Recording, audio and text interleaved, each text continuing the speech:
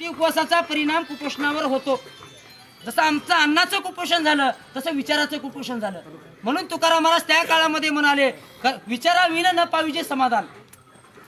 व्यक्ती गेल्यानंतर हजारो वर्ष जिवंत ठेवायचे काम विचार करतात। म्हणून तुकाराम महाराज म्हणाले की उजळा वया आलो वाटा, खरा खोटा निवाड।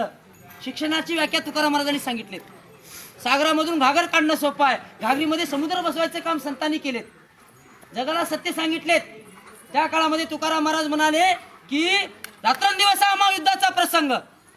संत होते, युद्ध कोणाशी केले? त्या काळामध्ये ब्राह्मण लोक समाजाला लुटत होते, महिलांना बंधनं घालण्यात आलं होतं। सर्वसामान्य माणसाने जर गुन्हा केला तर त्यांची मुंडी कापली जात होती, ब्राह्मण गुन्हा केल्यानंतर फक्त तिची चंटकी कापली जात होती। म्हणून तुकाराम महाराज म्हणाले, शिका सूत्र शेंडी याचा तोडी संबंध, त्या लोकांशी संबंध तोडा। तुमच्या हाताने तुम्ही देवाची पूजा करा, तुमच्या हाताने करा ना, काही पाप लागत